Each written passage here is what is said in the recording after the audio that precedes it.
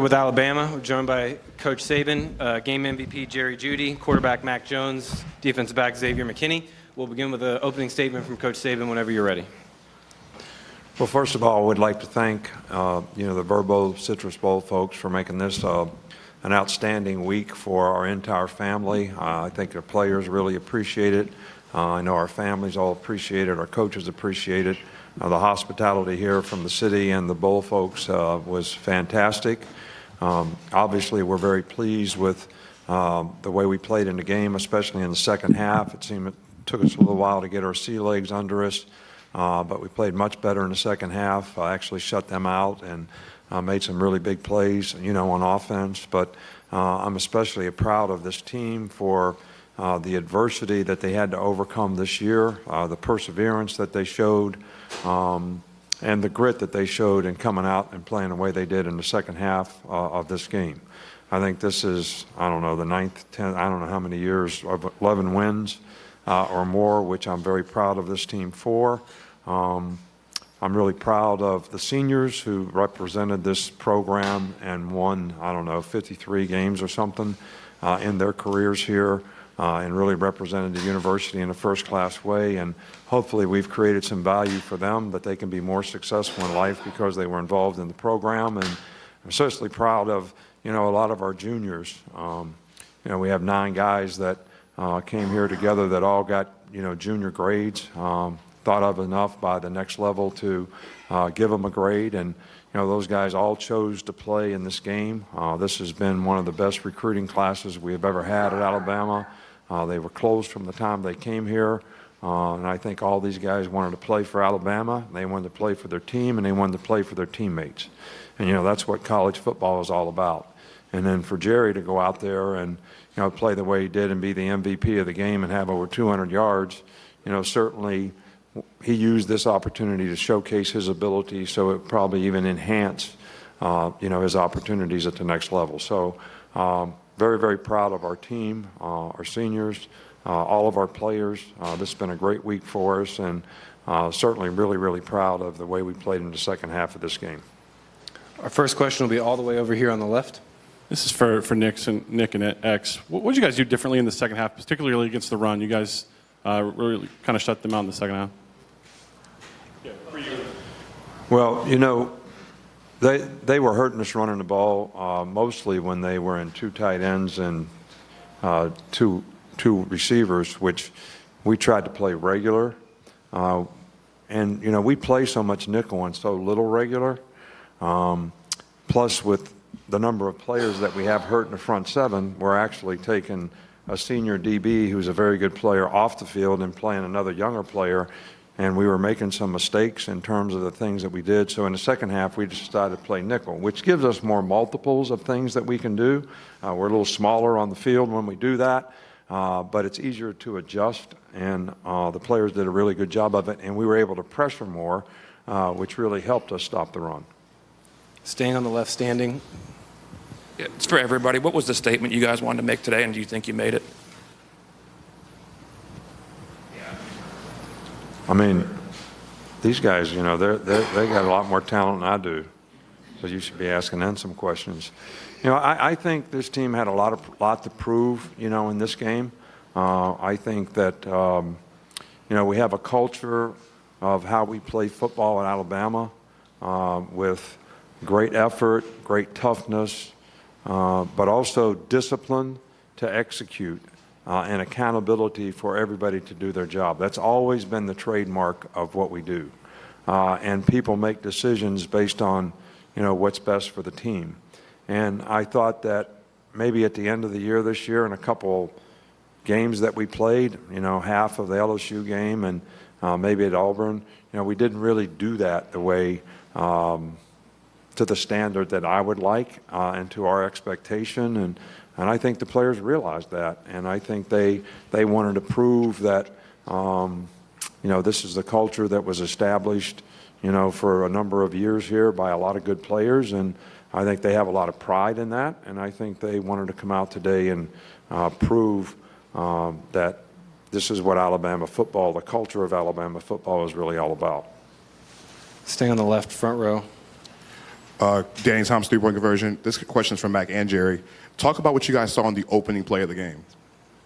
They pretty much played 8 flip coverage, so that's kind of what we wanted them to do. We motioned the tight end in, and we got a one-on-one with Jerry, so it's kind of how it played out in practice. It was just a perfect look, and I knew Jerry was going to beat the guy, and the line was going to block the guy, so really just all them, you know?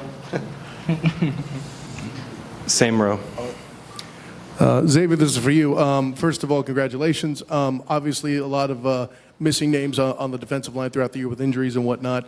And then Coach even here's talking about how making some defensive changes and stuff. You even got in on the day for the sack, showing your versatility. Just talk about how your role for the game today, and if that's kind of the culmination of your life as a player in Alabama.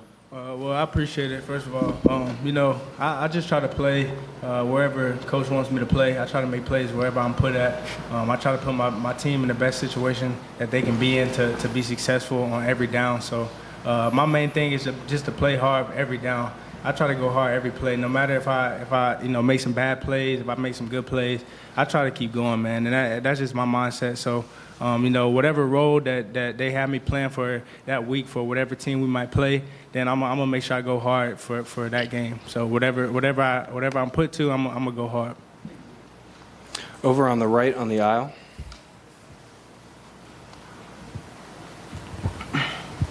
Mac, congratulations. Quick question for you. How do you think that these bowl practices really prepared you for today's game? And you playing today, how did that compare to your previous efforts out there after taking over at quarterback? I mean, Thoughts I think on the that? bowl practices helped a lot. You know, even in Tuscaloosa when we got extra work in, we had a whole month to prepare. So, I mean, we were running the plays and everyone was executing them really well. So with that was pretty much what happened there. And I mean, moving forward, we got stuff to work on, and you know, we have a long off season and we're looking forward to get back to work. Across the aisle on the left, Marty. Congratulations, gentlemen. Marty Smith, ESPN. Coach, how do you describe the impact of that wide receiving core, and what do you expect their potential is at the next level? Well, I think that all those guys are wide receivers, and I think we have 4 that have shown an ability to make a lot of explosive plays, you know, all year long. And I think, you know, some of the guys are a little more polished than others, but they're all have tremendous ability. But the thing I like about this group is, you know, there's never a guy that has showed any signs of being selfish. You know, these guys are all together. They work hard every day. They root for each other. Nobody gets upset if it's not their day to catch a bunch of balls. You know, we had days where Smitty would catch 9 balls and Jerry wouldn't catch very many, and the next time Jerry would catch 9 balls. Next day, Ruggs would have a big day. And they all just always rooted for each other, you know, and that's very unusual at this position because, you know, to me, I don't mean to stereotype here, but those guys are usually all want the ball, and they get a little bit upset when they don't get the ball. And this group has never been that way, and they play with toughness. They'll block for their teammates. This has been, as a group, the most fun group to coach, as well as, I think, the most explosive group that we've ever had in totality. Go 1 row back across the aisle. Nick, I just want to get an update on Henry. You know, he left the game. I can't hear you, man. An update on Henry. Henry Ruggs. Oh, Henry just, you know, hit his head on the turf. You know, he's in concussion protocol. We chose not to put him back in the game, which was a medical decision, as always. And, you know, hopefully he'll be okay. Way over on the far left. Mac, Rick Carley, WVTM 13, Birmingham. What was your confidence level as a quarterback, the whole encompassing piece of work coming into today, and today's performance inched that confidence level up any? I think the confidence just comes from reps at practice and the guys around me, you know, the line making their calls and their blocks and the receivers making plays, running backs making plays. So it is easier when you have the best players around you. Coach Saban always tells me just, you know, do my job and get them the ball and they'll make the plays. So, I mean, looking forward, we have a good group. Like I said, we have a long off season and a lot to work on, and I'm really fired up to, you know, keep working. For Jerry, you got the MVP today. You had over 200 yards receiving. What was the key to your success?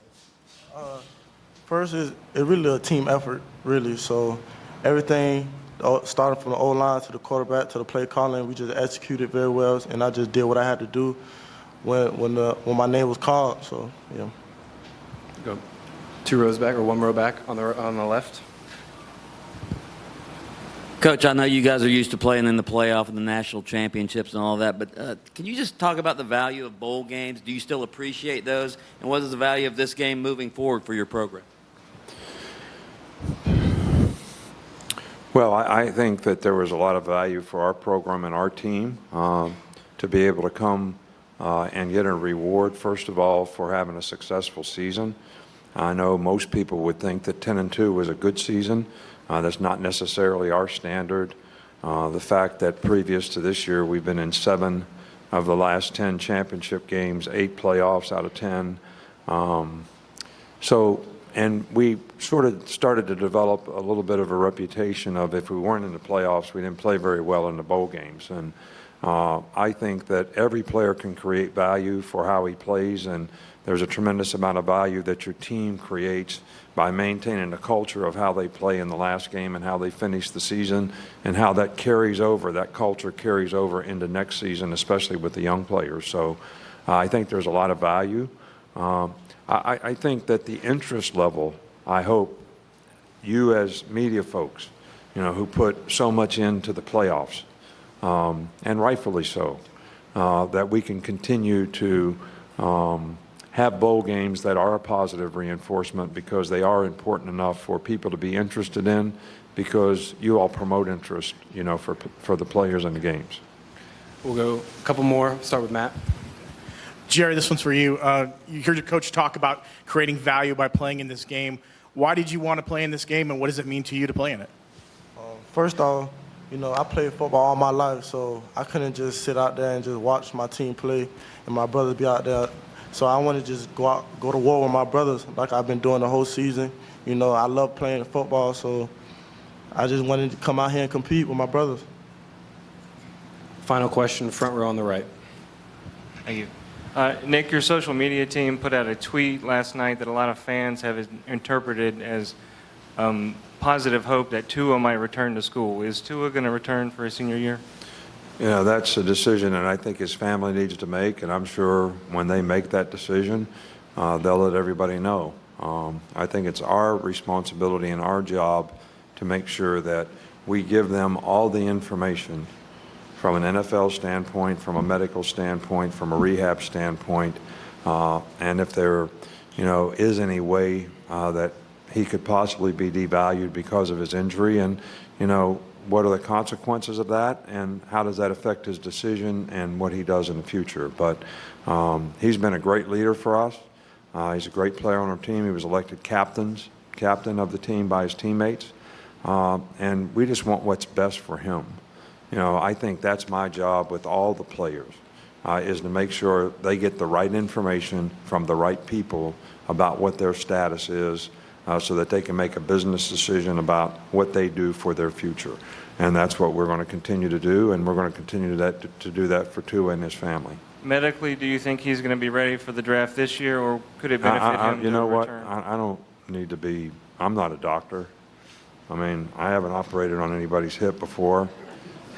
I'm struggling to be a good coach, which is, plenty to do for me. I think that's a question for, a medical person. We have a lot of hip specialists that have given the family a lot of information, and we're going to continue to do that. I think, our medical staff has done a great job of getting to it at this point, and his rehab is going well, and that's what we're going to be responsible to try to help him with in the short term. Gentlemen, thank you for your time. We'll have some additional player availability outside I these do doors. appreciate the media, and I appreciate what you do for our game of college football and our players, and giving them the recognition that they work so hard and deserve. And we thank you so much for promoting our game. So thank you very much.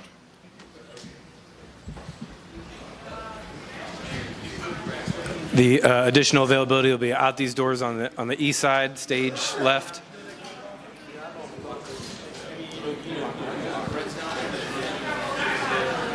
Fuck, I don't know.